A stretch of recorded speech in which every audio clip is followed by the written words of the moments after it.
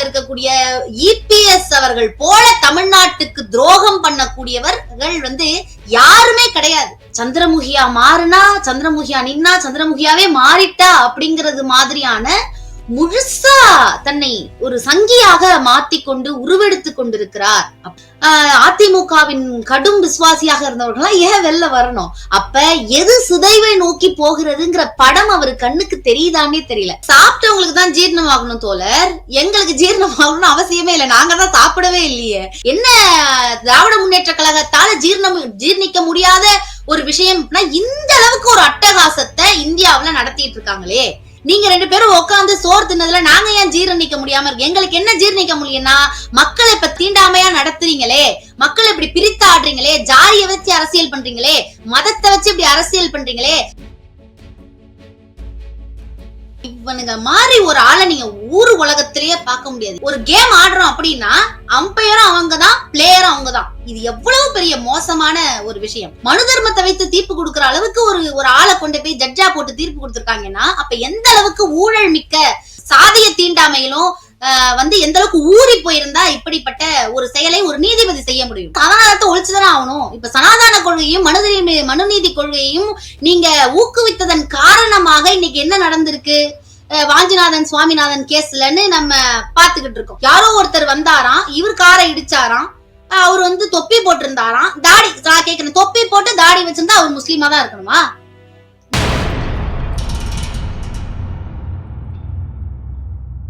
My Chennai 360 தோழர்களுக்கு வணக்கம். இன்று நம்மளுடன் திமுகவின் இளம் பேச்சாளர் தோழர் ராஜேஸ்வரி அவர்கள் இருக்காங்க. அவங்க கிட்ட சமகால நிகழ்வு கொத்து கேட்கிறது. தோழர் வணக்கம். வணக்கம். வணக்கம் தோழர். மக்களை காப்பும் தமிழகத்தை மீட்பும் சொல்லிட்டு எடப்பாடி பழனிசாமி தொடர்ந்து பிரச்சாரத்தை மேற்கொண்டுட்டு இருக்கிறாரு. சமீபத்துல அவர் பேசும்போது 7வது முறையாக இல்ல 70 ஆண்டுகள் ஆனாலும் இனிமேல் திமுகவால ஆட்சிக்கு வர முடியாது அப்படின்னு சொல்லி இருக்கிறாரு.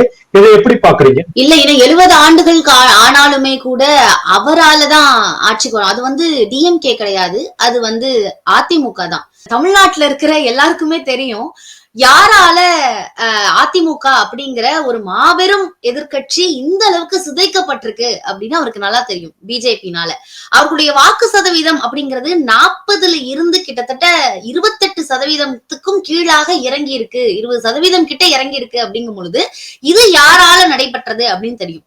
தன்னுடைய கொள்கையை கூட 1% தவறக்கூடாது அப்படிங்கிறது தான் அவர்களுடைய ஒரு கட்சியினுடைய மிக முக்கியமான விஷயமே. கொள்கையை கடைபிடித்துக் கொண்டு நமக்கான இலக்கு மக்களை சரியா வழிநடத்தணுங்கிறது. ஆனா ஒருவர் முழுசாவே, அதாவது சந்திரமுகியா மாறினா, சந்திரமுகியா நின்னா, சந்திரமுகியாவே மாறிட்டா அப்படிங்கிறது மாதிரியான முழுசா தன்னை ஒரு சங்கியாக மாத்திக்கொண்டு உருவெடுத்து கொண்டிருக்கிறார் அப்படிங்கறதான் பார்க்க முடியும். தவிர அவரை பற்றிய சிந்தனைகள், அதிமுகவை பற்றிய சிந்தனைகளை அவர் அப்படி வெளியிடுறார் அப்படிங்கறதுதான் ஒரு முக்கியமா இருக்கு. இப்ப நீங்க பாத்தீங்கன்னா ஓபிஎஸ் அவர்கள் அவங்க அங்கிருந்து நான் அந்த கூட்டணியில இருக்க மாட்டேன், ஏன்னா பிஜேபி கூட நாங்க இருக்க மாட்டோம் அப்படின்னு சொல்லிட்டு அவரு வெளியில வந்திருக்காரு. அது எந்த அளவுக்கு அவருக்கு சக்சஸ்ஃபுல்லான ரேட் இருக்கும் அப்படின்னு நமக்கு தெரியல. ஏன் இத்தனை வருட காலமாக அம்மாவின் விசுவாசியாக இருந்தவர்கள் எல்லாம், அதிமுகவின் கடும் விசுவாசியாக இருந்தவர்கள் ஏன் வெளில வரணும்? அப்ப எது சிதைவை நோக்கி போகிறதுங்கிற படம் அவரு கண்ணுக்கு தெரியுதானே தெரியல. அதாவது மலை முழுங்கி பிஜேபி இருக்குல்ல, ஆர்எஸ்எஸ், இந்துத்துவா, பிஜேபி எல்லாம் மலை முழுங்கி அவங்க எந்த மாதிரி ஒவ்வொரு அங்கிருந்து முழுங்கி கொண்டே வருகிறார்கள் அப்படிங்கும்போது இங்கேயும் விழுங்குறாங்க தானே. அப்படி தெரிந்தே போய் என்ன அழிச்சுக்கோங்க அப்படின்னு போய் முன்னாடி நின்னுட்டு இவர் எதை வைத்து எதன் அடிப்படையில இத பேசுறாருங்கிறது மிகுந்த ஆச்சரியத்துக்குள்ளாகவே இருக்கு தோழர். தோழர், அடுத்து பாத்தீங்கன்னாக்கா அதே எடப்பாடி பழனிசாமி சொல்றாரு, எங்களுடைய ஆட்சி காலத்துல விவசாயிகள், வணிகர்கள் யாருமே வாட்டி வதைக்கப்பட கிடையாது. எல்லா விஷயத்தையும் நான் தெரிந்து கற்றுக்கொண்டு எல்லாத்தையும் கத்துக்கதான் எனக்கு ஆர்வம் இருந்தது. நான் கத்துக்கிட்டு எல்லாத்தையும் பண்ண. ஆனா முதலமைச்சர் மு க ஸ்டாலின் இப்ப அப்படி கிடையாது அப்படின்னு சொல்லிட்டு எங்களுடைய ஆட்சி காலத்துல எல்லாருக்கும் பயன்படுற மாதிரி இருந்தது, எங்களுடைய ஆட்சியை யாரும் குறை சொல்ல முடியாது அப்படின்னு சொல்லி இருக்கிற வணிகர்களுக்கும் விவசாயிகளுக்கும் நலம் பயத்தவர்கள் நாங்கள் தான் அப்படின்னு சொல்லி இருக்கிறாரு. இதை எப்படி பாக்குறீங்க? வணிகர்களுக்கும் விவசாயிகளுக்கும் நலம் பெயர்த்தவர், அதாவது அதற்குன்னு தனி வாரியத்தையே அமைத்தது வந்து பாத்தீங்கன்னா கலைஞர் தான். அத கொஞ்சம் கூட பித்து பேசாம எடுத்துட்டு வர்றாரு. இவர் வணிகர்கள், வியாபாரிகள் இல்லது விவசாயிகள்னு விவசாயிகளுக்கு எதிராக சட்டம் போட்டாங்களே, 3 கடுமையான சட்டங்களை போட்டாங்க. அதை எதிர்த்து இவர் பேச சொல்லுங்களேன், பேச மாட்டாரு.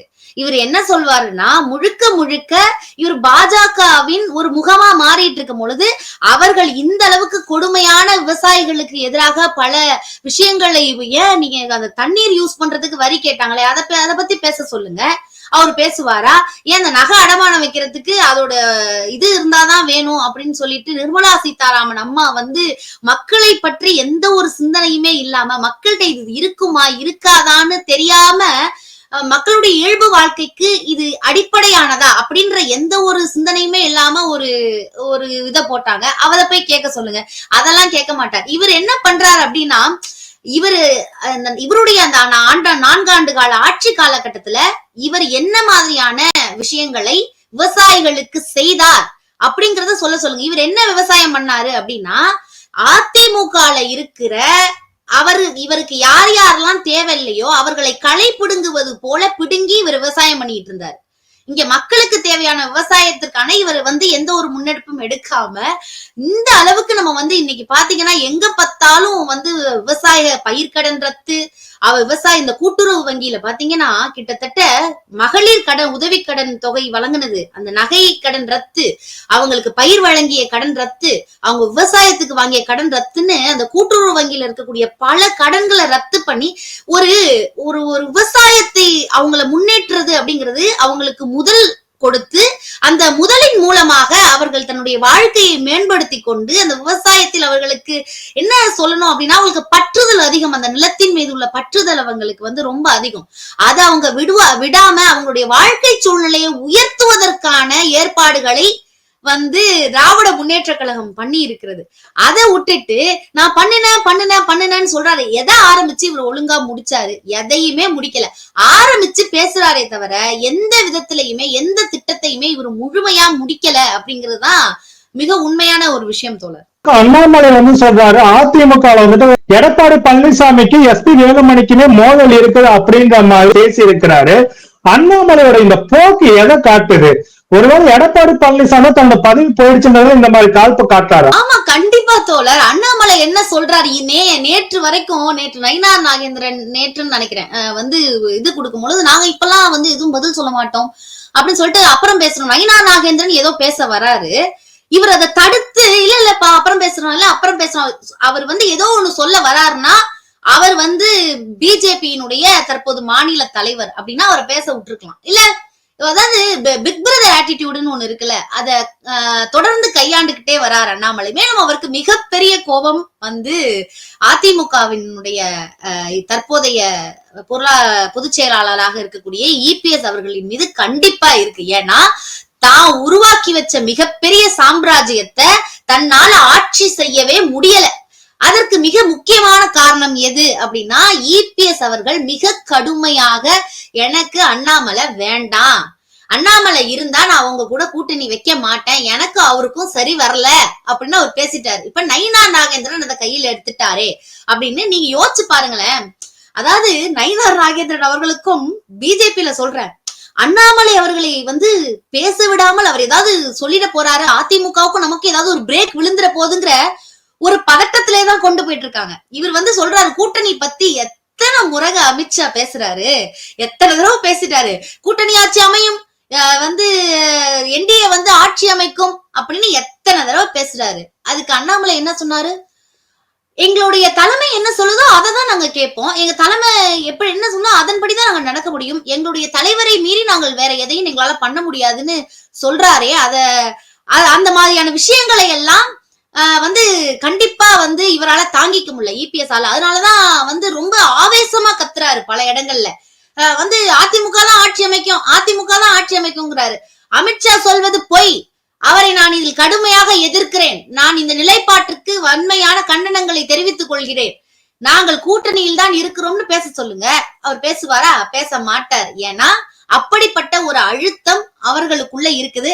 இதில் மிக வந்து மனம் உடைந்து போய் இருக்கிறது அப்படின்னு பாத்தீங்கன்னா அண்ணாமலை அவர்கள் தான். ஏன்னா அவரால தான் உருவாக்கிய ஒரு விஷயத்தின் மேல நம்மளால உட்கார முடியல, அந்த இடத்துல வந்து நம்மள நின்னு பேச முடியல அப்படிங்கிற ஒரு மிகப்பெரிய ஆதங்கத்தின் வெளிப்பாடாக பல இடங்களில வந்து அவர் பேசுறத பார்க்க முடியுது தோழர். சமீபத்துல நயினா நாகேந்திரன் வந்துட்டு அதிமுகவினருக்கு ஒரு 109 பதார்த்தங்களோட விருந்து வச்சிருந்தாங்க. ஒரு பிரம்மாண்டமான விருது, 109 பதார்த்தங்கள்.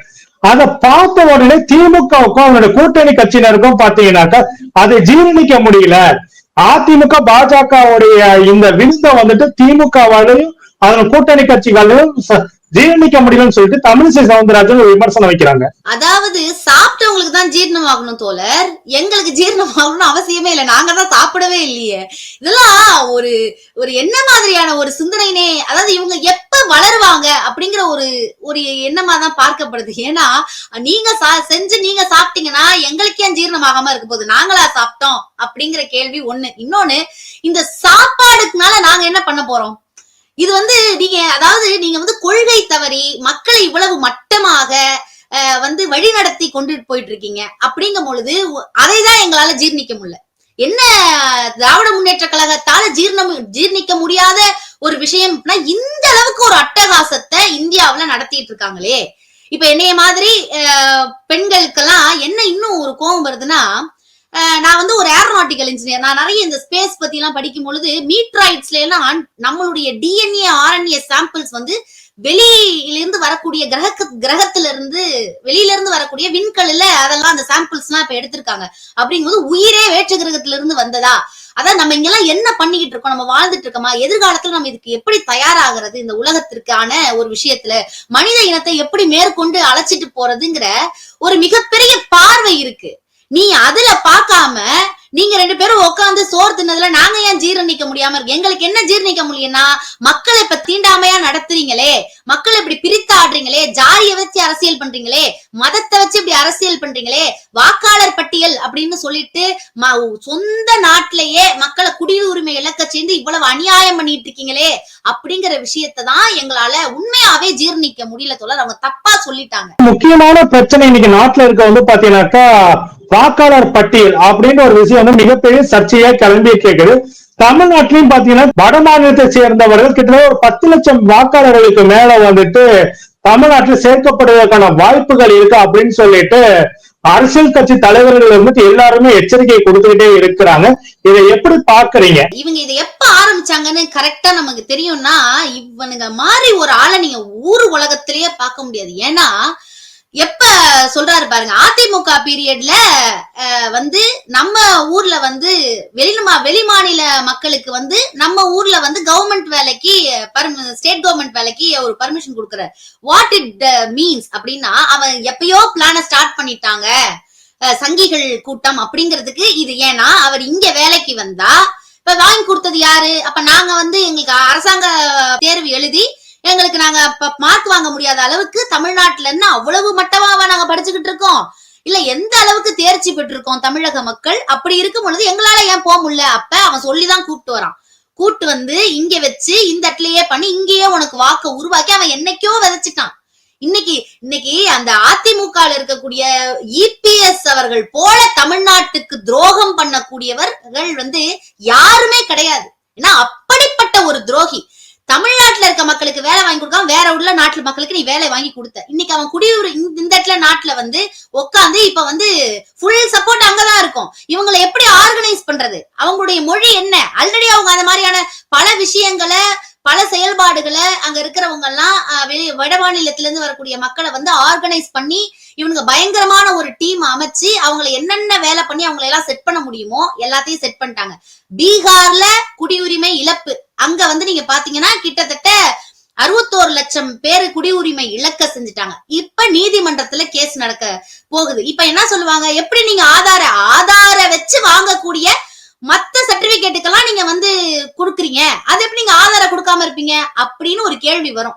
இந்த கேள்விக்காக தான் பிஜேபி வெயிட் பண்ணிட்டு இருக்கு. இந்த கேள்வி வந்து சரிப்பா நாங்க இனிமே கொடுத்துறோம், இனிமே வாக்காளர் பட்டியல நாங்க வந்து ஆதாரம் சேர்த்துக்கிறோம், ஓகே அப்படின்னு சொல்லி ரொம்ப நல்ல பிள்ளை வேஷம் போட்டு தமிழ்நாட்டுல வந்து யார் யார்கிட்ட எல்லாம் ஆதார் இருக்கோ வாங்க அவங்களை எல்லாம் நாங்க சேர்த்துக்கிறோம், நாங்க நல்ல பிள்ளையா மாறிட்டோம்னா இந்த இடத்துலதான் தமிழ்நாடு திருப்பி உங்களுக்கு ஆப்ப வைக்கும். நீங்க ஆதாரம் வச்சுக்கோங்க, போய் அங்கேயே ஓட்டு போட்டுக்கோங்கன்னு நாங்க திருப்பி அனுப்புவோம். கண்டிப்பாக இதை எதிர்த்து திராவிட முன்னேற்ற கழகம் மிகப்பெரிய ஒரு விஷயத்தை முன்னெடுக்கும். அந்த அளவுக்கு நீங்க வந்து வெளி மாநிலங்கள்ல பண்ணது போல இங்க வந்து நீங்க என்ன மாதிரி பிளான் பாருங்க தோழர். மகாராஷ்டிரால ஒரு பிளான், என்ன பிளான்?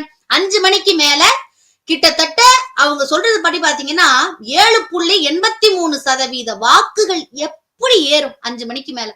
ஒரு பூத்ல அவங்க சொல்ற கணக்குப்படி 600 பேர் 5 மணில இருந்து 6 மணி வரைக்கும் ஓட்டு போட்டாலுமே, ஒரு ஆளுக்கு 1 நிமிஷம்னு எடுத்துக்கிட்டாலுமே கிட்டத்தட்ட அது போகுது மணி 10 மணி நேரம் கிட்ட போகுது. பக்கத்திலேயே வச்சு ஓட்டு பட்டனை தட்டிட்டு இருந்தா கூட அவ்வளவு ஓட்டு போட முடியாது, அது இயற்கையிலே செயல்பட முடியாது அப்படின்னு தெரிஞ்சும் நீ அவ்வளவு ஓட்ட போட்டு நீ வந்து அங்க ஜெயிச்சிருக்க அப்படின்னா அவங்க அதாவது எந்த இடத்துல எப்படி அவங்களோட சாணக்கியத்தனத்தை நீங்க பாருங்களேன். எந்தெந்த இடத்துல எல்லாம் நம்ம நாடாளுமன்ற தேர்தல்ல தோத்தோம், எதெல்லாம் வீக்கா இருக்கு அதெல்லாம் ரவுண்ட் பண்ணு, எல்லாத்தையும் ரவுண்ட் பண்ணு. அந்த இடத்துல நீ வாக்காளர்களை ஆட் பண்ணி ஒரு கட்டத்துக்கு மேல போய் எல்லா பேரையும் போய் ஓட்டு போட வைக்கிற மாதிரி ஒரு சீனை கிரியேட் பண்ணி முத நாள் வந்து 58% இருக்கு, மறுநாள் 75% மேல அப்படின்னு இருக்கும்போது எப்படி இது நடந்துச்சு? எதன அடிப்படையில 66% மேல கிட்டத்தட்ட 7.83% எப்படி வந்து அவ்வளவு 1 மணி நேரத்துல அந்த அளவுக்கு போச்சு அப்படிங்கிற கேள்விக்கு அவங்கள்ட்ட பதில் கிடையாது. எந்தெந்த மாநிலங்களுக்கெல்லாம் தேவையான ஒரு பிளான் தோல சாதாரண ஆளு நீங்க நினைச்சிட்டு இருக்கீங்களா? நீங்க சரியான இவங்க எல்லாம் விட்டோன்னு வச்சுக்கோங்களேன், தமிழ்நாட்டையே முழுங்கிட்டு தமிழ்நாட்டுல மக்களே அவங்களுக்கு என்ன தமிழ்நாடை வளர்க்கணும்னு என்ன இருக்கா, விவசாயிகளுக்கு உதவி பண்ணணும்னு என்ன இருக்கா, தொழில் வளர்ச்சி அடையணும், மக்கள் படிக்கணுங்கிற என்ன இருக்கா? எதுவுமே கிடையாது. நான் ஜெயிக்கணும், எனக்கு நீ அடிமையா இருக்கணும், நான் என்னென்ன பண்ணுமோ பண்ணுவேன். அதனாலதான் பர் கேபிட்டால வந்து இந்த அளவுக்கு இந்தியா மோசமா இருக்கு. இன்னைக்கு வெளிநாட்டுல இருந்து ஒருத்தவங்க டெட் எக்கனாமி அப்படின்னு நம்ம அவரு ட்ரம்ப் வந்து நம்மள காலி பண்றதுக்காக சொல்றாருனாலுமே கூட அதுல ஒரு வகையில நம்ம யோசிச்சு கொள்ள வேண்டியது என்ன அப்படின்னா இங்க பர் கேபிட்டா கம்மியா இருக்கு. அதற்கு காரணம் என்ன? பிஜேபி தான், ஆர்எஸ்எஸ் தான், இந்துத்துவா தான் மழை விழுங்கி போல எல்லாரையும் விழுங்கி தமிழ்நாட்டுல வந்து நீங்க வாக்காளர் பட்டியலை சேர்க்கறதுக்கு நீங்க நடத்துறீங்க. ஆனா மற்ற மாநிலங்கள் அமைதியாக இருந்தது போல் தமிழ்நாடு ஒருபோதும் அமைதியா இருக்காது. திராவிட முன்னேற்ற கழகம் எடுக்க போற ஸ்டெப்ப நீங்க பாருங்க, அதன் பிறகு இந்த எல்லாத்தையும் மாத்தி அமைக்கும். அப்படிப்பட்ட ஒரு மிகப்பெரிய புரட்சியை நாங்கள் செய்வோம் அப்படிங்கறதுதான் அதுல சொல்லப்பட வேண்டிய விஷயம். சொல்ல வட மாநில ஊழியர்களை பத்தி நாம வந்துட்டு பெருசா பேசிட்டு இருக்கோம். இன்னொரு பக்கம் கோயம்புத்தூர் திருப்பூர் பக்கத்துல வந்து வட மாநில தொழிலாளர்கள் வந்திருக்கிறாங்க. இவர்களை வைத்து என்ன இங்க வந்து பாத்தீங்கன்னா மேக்சிமம் யாரும் வந்துட்டு அவங்களோட சர்நேம் நம்ம சேர்த்துறது கிடையாது. ஆதார்லாம் அவங்களோட சர்நேமோட இருக்கு. நீங்க ஆதார் வந்துட்டு தேவையில்லை, ஓட்டர் ஐடிக்கு மானிட்டர் இல்ல அப்படின்னு சொல்லும் போது இவர்களோட பேரும் வந்துட்டு திருப்பூர்ல இருக்கக்கூடிய RSS பாஜகவுடைய உரிமை அந்த நிறுவன உரிமையாளர்களால அதிகப்படியான நபர்கள் சேர்க்கப்படுவதற்கான வாய்ப்புகள் அதிகமா இருக்கும் போது இதை திமுக கூட்டணி எப்படி எதிர்கொள்ள போகுது அப்படின்னு ஒரு சந்தேகம் இருக்கு. ஏன்னா அந்த வட மாநில தொழிலாளர் மேக்சிமம் எனக்கு தெரிஞ்ச வரைக்கும் பாத்தீங்கன்னாக்கா அவங்க மாநிலத்து தேர்தல் நடக்கும்போது அங்க போய் ஓட்டு போடுறாங்க. கடந்த நாடாளுமன்ற தேர்தல் கூட இங்க இருந்து பல பேர் வந்துட்டு அங்க போனதை நம்ம ட்ரெயினில் போனதெல்லாம் பார்த்தோம். அப்படி இருக்கும்போது இப்ப அவர்கள் பேர்லயும் வந்துட்டு நிறைய வாக்காளர்கள் சேர்ப்பதற்கான வாய்ப்புகள் இருக்கும்போது ஆதார் ஒரு விஷயம், எல்லா விஷயத்துக்கும் ஆதார் வந்துட்டு இன்னைக்கு முக்கியமா இருக்கும்போது நாட்டினுடைய முக்கியமான தலைவர்களை தேர்ந்தெடுக்கக்கூடிய ஒரு பங்கு வந்துட்டு ஆதார் இல்லாம போகுது. ஆதாருக்கு வந்து வெளிநாடுகளை வேலிடான இந்தியாவுக்குள்ளேயே ஒரு அரசு வந்துட்டு எல்லா மக்களையும் கட்டாயப்படுத்தி இதை எடுத்தே ஆகணும், இதை எடுக்கலினாக்கா உனக்கு எந்த சலுகை இல்லை, இந்தியனே இல்லைன்னு சொன்னவங்க இன்னைக்கு நாட்டினுடைய முக்கியமான தலைவர்களை தேர்ந்தெடுக்க வேண்டிய இடத்துல ஆதார் வந்துட்டு முக்கியம் இல்லை அப்படின்னு சொல்லி கொண்டு போறதை நிறுத்திட்டு இந்த மாதிரி வேலைகள் செய்வது எப்படி பாக்குறீங்க? கூடவே தேர்தல் ஆணையம் முழுக்க இப்ப எப்படி செயல்படுது நீங்க நினைக்கிறீங்க? தேர்தல் ஆணையத்தை பொறுத்த வரைக்கும் ஒரு கைப்பாவையா செயல்பட்டு, அதாவது ராகுல் காந்தி அவர்களுடைய கட்டுரையினுடைய முதல் விஷயம் நமக்கு என்ன சொல்லுது அப்படின்னா, இவங்களை பொறுத்த வரைக்கும் they want to be umpire. அதாவது ஒரு கேம் ஆடுறோம் அப்படின்னா அம்பையரும் அவங்கதான், பிளேயரும் அவங்கதான். இது எவ்வளவு பெரிய மோசமான ஒரு விஷயம். எவ்வளவு தெளிவா இவங்களை நீங்க என்னைக்காவது ஒரு நாள் அரசியலமைப்பு சட்டத்தை இவங்க மதிச்சதா நீங்க பாத்திருக்கீங்களா? மதிக்க மாட்டாங்க. ஏன்னா அவங்களுக்கு அது பிடிக்காது. மனு தர்மத்தை தான் மதிப்பாங்க. அந்த அளவுக்கு ஏன் இப்ப ஒரு நீதிபதி எடுத்துக்கங்க, மனு தர்மத்தை வைத்து தீர்ப்பு கொடுக்கிற அளவுக்கு ஒரு ஆளை கொண்டு போய் ஜட்ஜா போட்டு தீர்ப்பு கொடுத்திருக்காங்கன்னா, அப்ப எந்த அளவுக்கு ஊழல் மிக்க ஒரு சாதிய தீண்டாமையிலும் எந்த அளவுக்கு ஊறி போயிருந்தா இப்படிப்பட்ட ஒரு செயலை ஒரு நீதிபதி செய்ய முடியும். அப்படிப்பட்ட ஒரு இடத்துல நீங்க எங்க தேர்ச்சியை பாருங்க. தேர்தல் ஆணையத்தின் தலைவராக தேர்ச்சி பண்றதுக்கு சொல்லியிருக்காங்க பிரதமர், எதிர்கட்சி தலைவர், உச்ச நீதிமன்ற தலைமை நீதிபதி தான் இருக்கணும்னு. அத சட்டத்தை போட்டு மாத்தி அதுல கேபினெட் மினிஸ்டர், அதுவும் மோடியின் கேபினெட் மினிஸ்டரா நீ போட்டு அங்க அம்பையரே மாத்தியாச்சு. அதாவது தோழர், நான் என்ன சொல்றேன்னா, இன்னைக்கு இந்த கவின் அவர்களுடைய ஆணவ கொலைய நீங்க வாக்காளர் உரிமைக்கு நீங்க வித்தியாசப்படுத்தியே பார்க்க முடியாது. ஏன் அப்படின்னா, இன்னைக்கு நம்ம டிஎன்ஏக்குள்ள பூந்து உன்னை விட உனக்கு கீழே ஒருத்தன் இருக்கான், அது உனக்கு பெருமையான விஷயம், அவன் உன்னை பொண்ணு கேட்டு வந்தா அவனை நீ வெட்டி கொல்ற பாரு, அதுதான்டா வீரம் அப்படிங்கிற அளவுக்கு மனித டிஎன்ஏக்குள்ள ஒருத்தவன் தீண்டாமையை விதைத்து இந்த அளவுக்கு நம்மளை இவ்வளவு உருவாகி வர, இந்த அளவுக்கு நம்ம படிச்சிருக்கோம், பல இடங்கள்ல வேலைக்கு போறோம், எல்லாருமே படித்த இளைஞர்கள். ஏன் சுர்ஜித் முதற்கொண்டு அவர் படித்த இளைஞர். அந்த அளவுக்குமான ஒரு எண்ணத்தை விதைச்சிருக்காங்க இவங்க. சாதி ரீதியிலான கட்டமைப்புகளை பல மாநிலங்கள்ல இவங்க உருவாக்கிட்டு வராங்க. சாதிய பெருமை பேசி அவர்களை மேல ஓங்க வச்சு இன்னைக்கு ஒரு ஆணவ படுகொலை நடந்திருக்கும் போது கண்டிப்பா சங்கிகள்லாம் காலாட்டி கொண்டு ரசித்து கொண்டிருப்பார்கள். பாத்தியா நம்ம எந்த அளவுக்கு வீரியமானவர்கள்னு. ஏன்னா இவங்களை நீங்க அவங்க அமைதியாவே இருக்க மாட்டாங்க தோழர். மனித குலத்தை எப்படி அடிமைப்படுத்துவதுன்னு ஒரு நேரமும் ஒரு எண்ணமும் யோசிச்சுட்டு இருக்குதுதான் அங்க அம்பையரை மாத்தினது. அந்த மாதிரியாக அம்பையரை மாத்தி தான் இந்த அளவுக்கு கொண்டு வந்திருக்காங்க. திருப்பூரா இருக்கட்டும், இல்லது சென்னை போன்ற பல இடங்கள்ல தொழிலாளர்களா இருக்கக்கூடியதுக்கு கண்டிப்பா இவங்க ஒரு அமைப்பு வச்சிருப்பாங்க. அது நம்ம நிறைய பேருக்கு அது புரியாமலாம் இருக்காது. நிறைய தீபாவளிகள்லாம் முடிந்து நடக்கக்கூடிய பல அவங்களுடைய சடங்கு சம்பிரதாய விஷயங்கள்லாம் கூட அவங்க பங்கெடுக்கிறாங்க. ஏன் நான் இங்க கும்மிடிப்பூண்டி பக்கத்துல இருக்கக்கூடிய வடமாநில நண்பர்களையும் நம்ம பார்க்க முடியுது. அவர்கள் எல்லாம் அந்த மாதிரியான ஒரு கட்டத்துக்குள்ளதான் இருக்காங்க. அவங்கள பிஜேபி வழி நடத்தி போறத என் கண்ணு முன்னாடி நானே பார்த்திருக்கேன். ஏன்னா அவங்ககிட்ட கம்யூனிகேஷன் ஒரு பெரிய பிரச்சனையா இருக்கு. ஆக்சுவலி அது ஒரு பேரியர். அதை நம்ம உடைச்சு அவங்கள்ட்ட இன்ட்ராகேட் பண்ணி சரியாக அவர்களை வழி நடத்தி இந்த விஷயத்துல குறிப்பா மழை மாநில தொழிலாளர்களுக்கு நம்ம ஓட்டர் ஐடி கொடுக்கிற விஷயத்திலையும் அவங்க இங்க ஓட்டு போட போறாங்களா இல்ல அங்க ஓட்டு போட போறாங்களாங்கிற முழு ஃபைலையும் எடுத்து உதறி ஒரு பக்கமா பார்க்காம நாங்க அந்த அளவுக்கெல்லாம் எதிர்கட்சிகள் நாங்க அதாவது இவர்களுக்கு எதிராக, அதாவது இந்தியாவில் நான் சொல்றேன், திராவிட முன்னேற்ற கழகம் அந்த அளவுக்கெல்லாம் மோசமாலாம் உட்கார்ந்து இருக்க மாட்டோம். ஒரு ஃபைலா நாங்க செக் பண்ணி தான் அதுக்குள்ள போவோமே தவிர ரொம்ப ஈஸியா இதை கடந்து போகவோ தாண்டி போகவோ நாங்கள் தயாராக இல்லை, எப்பொழுதும் இருக்க மாட்டோம் அப்படிங்கிறதும். தேர்தல் ஆணையம் இன்னைக்கு ராகுல் காந்தி அவர்கள் சொல்லியிருக்காங்க, நான் 5ஆம் தேதி கிட்ட நான் எல்லா வெடிகுண்ட தூக்கி வெளியில போட போறேன், வெடிச்சு செதற போகுது, தேர்தல் ஆணையம் அப்படிங்கிற ஒரு விஷயமே இல்லாமல் போகிறது அப்படிங்கிற மாதிரி அவரு அறிவிச்சிருக்காரு. நீங்க இன்னும் பாத்தீங்கன்னா இந்த 11 டாக்குமெண்ட் கிரைட்டீரியா அப்படிங்கறதே இவர்கள் அங்க பீகார்ல அதை கழித்திருக்கிறார்கள். உச்சநீதிமன்றத்தின் நீதிபதிகள்லாம் கேட்கும் பொழுது நீங்க என்ன பண்றாங்க அப்படின்னா சரியான தகவல்களே கொடுக்கறது இல்ல தோழர். இவர்கள் சரியான, அதாவது நாங்க இத்தனை டாக்குமெண்ட்ஸ் கேட்டிருக்கோம், இதுக்கு முன்னாடி ஹிஸ்டரி இருக்குல்ல, இதுக்கு முன்னாடி இதே போல வாக்காளர் திருத்தப்பட்டியல் நடந்தும் போது அப்ப என்னென்ன டாக்குமெண்ட்ஸ் எல்லாம் நமக்கு தேவைப்பட்டது அப்படின்னு பார்க்கும்போது நம்மளுடைய ஓட்டர் ஐடி, நம்ம நேஷனாலிட்டி, நம்ம இங்க எங்க இருக்கோம், தற்பொழுது இருக்கக்கூடிய அட்ரஸ், சோ இது போன்ற ஒரு 4 டாக்குமெண்ட்ஸ் தான் நமக்கு தேவைப்பட்டிருந்தது.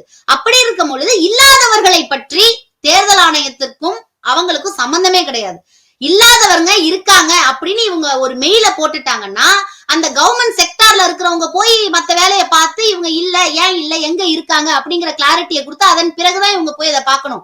இந்த எந்த ஒரு விஷயத்தையுமே இன்க்ளூட் பண்ணாமலேயே தேர்தல் ஆணையம் உச்சநீதிமன்றத்தை அணுகி இருக்கிறது. அப்ப இந்த விஷயம் தெரியாமலேயே அங்க நீதிமன்றங்களில் பாத்தீங்கன்னா பலவிதமான டிஸ்கஷன் போயிட்டு இருக்கு. ஆனா இது எல்லாவற்றையும் எதிர்கட்சியாக, அதாவது இந்தியா நம்ம உச்சநீதிமன்றம் பேசுறதுனால நான் எதிர்கட்சி அப்படின்னு சொல்றேன், இருக்கக்கூடியவர்கள் நாங்கள் எல்லாருமே அங்க மிக முனைப்புடன் செயல்படுவோம். தமிழ்நாட்டில் நாங்கள் ஆளுங்கட்சியாக இருக்கிறோம். கண்டிப்பாக முனைப்புடன் செயல்பட்டு இவங்களுடைய இந்த மழை விழுங்கி போல இந்த சாணி பிரச்சாரத்தை ஒழித்து திராவிட முன்னேற்ற கழகம் மக்களை சரியாக வழிநடத்தி செல்லும் அப்படிங்கறதுதான் எங்களுடைய கருத்தா இருக்கு. தோழர், இன்னொரு விஷயம், தமிழிசை சவுந்தரராஜன் இந்த விவகாரத்தை என்ன கேக்குறாங்கன்னாக்கா, பிரியங்கா காந்தி வெளிநாட்டுல வந்த பிரியங்கா அவங்க கோட் பண்ண வெளிநாட்டுல இருந்து வந்த பிரியங்கா காந்தி வயநாட்டுல போட்டியிடலாம், வெளி மாநிலத்துல இங்க வந்து வேலைக்கு சேர்ந்திருக்கிற மக்களுக்கு வந்து ஏன் தமிழ்நாட்டுல ஓட்டு போடக்கூடாது, அவர்களுடைய உழைப்பு வேணும், அவர்கள் போடுகின்ற ஓட்டு வேண்டாமா அப்படின்ற மாதிரி ஒரு கேள்வியை வந்து எழுப்பியிருக்காங்க. இது எப்படி எடுத்துக்கிறீங்க? இல்ல, நான் என்ன சொல்றேன்னா, நாங்க வந்து இப்ப நீங்க சவுகார்பேட்டை எடுத்துக்கோங்க, இல்ல பல இடங்கள்ல இருக்கக்கூடிய இடங்கள்ல நீங்க எடுத்துக்கோங்க, அங்க இருக்கக்கூடிய மக்கள் ரொம்ப வருஷமா இங்க இருக்காங்க. கிட்டத்தட்ட அவங்களுக்கு ஒரு 30 வருஷம் ஹிஸ்டரி இருக்கும். அவங்க பிள்ளைங்க எல்லாம் இங்கே பிறந்து நல்லா தமிழ் பேச கூடிய அளவிற்காக ஒரு சூழ்நிலையில் வளர்ந்துட்டு இருக்காங்க பொழுது அவங்களுக்கு நாங்க ஓட்டு உரிமை எல்லாம் தரமாட்டோம் அப்படிலாம் இங்க பேசல. அவங்க இன்னமும் ஓட்டு போட்டுக்கிட்டு தான் இருக்காங்க. பல இடங்கள்ல இருக்கக்கூடியவங்க திராவிட முன்னேற்ற கழகத்துக்கே ஓட்டு போடுற அளவுக்கான சூழ்நிலைகள்ல அவங்களுக்கு அரசாங்கம் நாங்கள் கண்காணித்து கொண்டுதான் இருக்கிறோம். அப்படிங்கும் பொழுது அதை நாங்க வந்து பிஜேபி மாதிரி இரக்கம் இல்லாதவர்களோ இல்ல பிஜேபி போல கொஞ்சம் கூட மக்களை பற்றிய சிந்தனை இல்லாமல் நாங்க வந்து ஏனோதானு ஒரு முடிவெடுக்கிற ஒரு கட்சியோ வந்து கிடையாது. அப்படிங்கும் பொழுது நாங்க எந்த விதத்திலயுமே நாங்க சொல்லல. ஆனா தற்பொழுது இப்ப வந்துட்டு ஏதாவது நான் சொல்றது பாத்தீங்கன்னா ஒரு 3-4 வருஷமா இங்க வந்துட்டு, ஆனா இங்க இல்லாம அப்பப்ப ஊருக்கு போயிட்டு வரவங்க இங்க எப்படி ஓட்டு போட முடியும்? அப்ப இவங்க என்ன யார சூஸ் பண்ணுவாங்கன்னு நீங்க நினைக்கிறீங்க அப்படின்னா, இது போல வந்து அன்ஸ்டேபிளா இருக்காங்கல்ல, அவங்களுடைய வெறும் தொழிலுக்காக மட்டும் வந்து கொண்டு போய் கொண்டு இருப்பவர்களை சூஸ் பண்ணி அவர்களுக்கு இங்க ஓட்டு கொடுத்து அவங்கள பிரெயின் வாஷ் பண்ணி அவங்கள ஓட்டு போட வச்சு தான் வெற்றி பெறலாம் அப்படின்னு ஒரு கணக்குல இவங்க வந்தாங்க அப்படின்னா அதை நாங்க வந்து விட மாட்டோம். ஏன்னா அவங்களுக்கான ஓட்டுரிமை அப்படிங்கறது அங்க இருக்குது. இன்னொன்னு, நீங்க சொன்ன மாதிரி இவர்கள் தமிழிசை சவுந்தரராஜன் வந்து என்ன சொல்றாங்கன்னா, வெளிநாட்டில் இருப்பவர்கள் இங்க ஓட்டு போடலாமா அப்படின்னு கேக்குறாங்க. ஆனா வெளிநாடுன்னு சொல்ல முடியாது. ஏன்னா அவங்க இங்க வந்து நம்ம நாட்டவரை திருமணம் செய்து அதை எப்படி நீங்க வந்து அப்ப இல்லீகல்னு சொல்வீங்களா? நம்ம நாட்டவரை திருமணம் செய்து இங்கே குழந்தைகள் பெற்று இன்னைக்கு அவங்க குடும்பத்துல இருக்கிறவங்க எத்தனை பேர் வந்து துர்மரணம் பாத்திருக்காங்க, அவங்க எந்த மாதிரியான விஷயங்களை அவங்க தாண்டி வந்திருக்காங்க அப்படிங்கிறது தெரியும். அவங்களுக்கு இருக்கக்கூடிய பொறுப்பு கூட இன்னைக்கு தமிழிசை சவுந்தரராஜன் அவர்களுக்கு இல்லை அப்படின்னு தான் பார்க்க முடியுது. ஏன்னா பேசுகிற ஒரு வார்த்தையிலும் இன்னைக்கு பிஜேபிக்கு அவங்க அப்பா வந்து எவ்வளவு பெரிய எப்படிப்பட்ட ஒரு மனிதர், அவருடைய மகளாக இருந்து கொண்டு இன்னைக்கு வந்து மக்களுக்கு எதிராக பல விஷயங்களை செய்து கொண்டிருக்கக்கூடிய இன்னைக்கு அதானி கிட்டதான் மொத்த பணமும் இருக்கு. நான் என்ன சொல்றேன்னா, அதானிக்கு வேலை கொடுத்து அதானிக்கு கம்பெனி கொடுக்கறது கடன் கொடுத்து திருப்பி அந்த கடனை தள்ளுபடி பண்றதுக்கு நீங்க யாரு? நாங்க அது காசு கொடுக்கணுமா? நாங்க அதுக்கு வட்டி கட்டணுமா? நாங்க வரி கட்டணுமா? என்னது இது? அப்ப மக்கள் எங்க வளர்ந்தாங்க? நான் கேக்குறேன், எத்தனை மக்கள் வளர்ந்திருக்காங்க? நீங்க யோசிச்சு பாருங்க. யூபில வந்து 5000 பள்ளிகள் மூடுறாங்க. இவங்களுடைய நாடகத்தை பாருங்களேன். பீஃப் எக்ஸ்போர்ட்ல தமிழ்நாடு 2வதுல இருக்கு. ஆனா இவங்க உள்ள பண்ற அரசியல் என்ன? மாட்டுக்கறி சாப்பிடாதீங்க, நாங்க வந்து தூய்மையானவர்கள், நாங்கள் மாட்டு சாணத்தை சாப்பிடுகிறோம் அப்படின்னாங்க ஒரு நிகழ்ச்சியில உட்காந்துக்கிட்டு. அப்ப என்ன பண்ணாரு, அங்க இருக்க நெறியாளர் இருந்து அங்க மாட்டு சாணத்தை சாப்பிடுங்கன்னு ஸ்பூனை போட்டு கொடுத்தோன்னே ஏன்ச்சு ஓடல? நீ சாப்பிட்டியா? அப்ப எதுக்கு இந்த அரசியல் நான் கேக்குறேன். இப்படிப்பட்ட ஒரு அரசியலை பண்ணி கொண்டு இருக்கிறவர்கள் தான் நாட்டுக்கு எதிரானவர்களை தவிர மக்களை முன்னேற்ற வேண்டும் அப்படின்னு இன்னைக்கு குரல் கொடுத்து கொண்டிருக்கக்கூடிய ராகுல் காந்தி அவர்களின் தாய் நாட்டுக்கு எதிரானவர் கிடையாது. அதாவது இது வந்து யாதும் ஊரே யாவரும் கேள்வின்னு தான் எடுத்துக்கணும். நம்ம இருக்கிற இடத்த நம்ம எந்த அளவுக்கு மக்களை சரியான நெறியோட வழிநடத்த வேண்டும் அப்படிங்கிற எண்ணம் இருக்கிறவர்கள் எல்லாரும் அந்நாட்டவரை சேர்ந்தவர் தான். அவங்க எத்தனை வருஷமா இருக்காங்க அப்படிங்கிற டேட்டா கண்ணு முன்னாடி தெரியுது. இது ஒரு கேள்வியான்னு நான் கேக்குறேன்.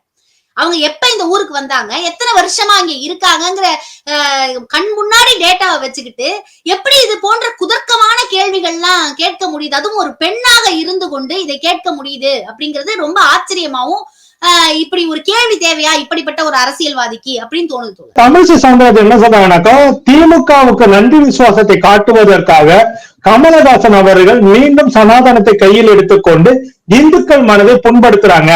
சனாதனம்ன்றது ஒரு வாழ்வியல், அதை வந்துட்டு இழிவுபடுத்துறது வேணாம், அதை ஒழிக்கணும்னு சொல்றதுலாம் வந்துட்டு தவறு அப்படின்ற மாதிரி பேசியிருக்கிறாங்க. இது எப்படி பாக்குறீங்க? மீண்டும் சனாதனம்ன்றது தேர்தல் நெருங்கும்போது கரெக்டா ஆரம்பிக்கிறது, இது எப்படி எடுத்துக்கிறீங்க? கமல்ஹாசன் அவர்கள் வந்து அவர் வந்து ஒரு மிகப்பெரிய பகுத்தறிவாளர்.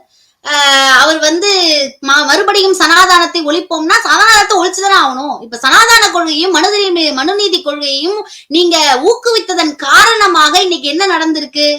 வாஞ்சிநாதன் சுவாமிநாதன் கேஸ்லன்னு நம்ம பாத்துக்கிட்டு இருக்கோம். நீங்க வந்து எத்தனை கிட்டத்தட்ட 15 கேஸுக்கு மேல தப்பான ஒரு வழக்க, அதாவது மனு தர்மத்தின் ரீதியாக அவர் கொடுத்திருக்கிறார்.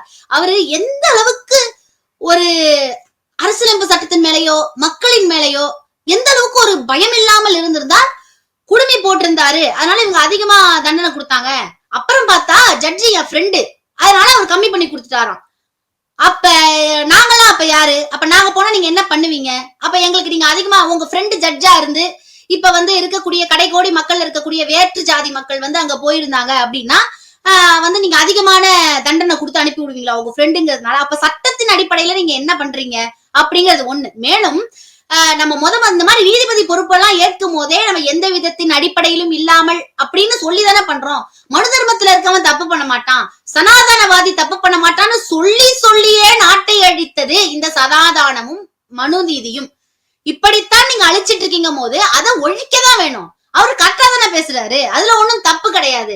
முதல்ல இருந்து ஆரம்பிக்கலாம் இல்ல, இங்க முதல்ல இருந்தே கத்திட்டு தான் இருக்கு.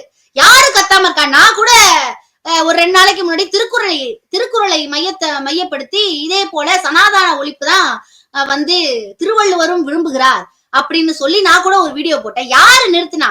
அப்படியெல்லாம் யாரும் அவர் ஆரம்பிக்கவே இல்லை. தொடர்ந்துட்டு இருக்கிறதுல இடையில அவருடைய சத்தம் வந்து வேகமாக கேட்டிருக்கிறது. அதை கேட்டுவிட்டு அவர் பேசுகிறார். மேலும் இவர் சனாதானத்தை பற்றி கொள்ளும் பொழுது இவர் மக்களுக்கு எதிராக தான் செயல்படுகிறார் அப்படிங்கறதுதான் உண்மை. கல்வின்ற ஆயுதத்தை வைத்துதான் சனாதன சங்கிலியை நொறுக்க முடியும் சொல்லும் போது கல்வி மறுக்கப்பட்ட ஒரு சமூகத்திலிருந்து வந்தவங்க. பெண் என்றாலே சனாதனம் கல்வி கூடாது அப்படின்னு சொல்லி பாலியலாகவும் அவர்களுக்கு வந்து கல்வி உரிமையை மறுத்தது. அவர் பிறந்த சமூகம் ரீதியாகவும் கல்வி உரிமை மறுக்கப்பட்டது. அதையெல்லாம் உடைத்து கொண்டு வந்தவர் தான் தமிழிசை சவுந்தரராஜனுடைய குடும்பமும். அதையெல்லாம் உடைச்சுக்கிட்டுதான் இன்னைக்கு வந்து டாக்டர் ஆனாங்க, கவர்னர் ஆனாங்க, எல்லாம் ஆனாங்க.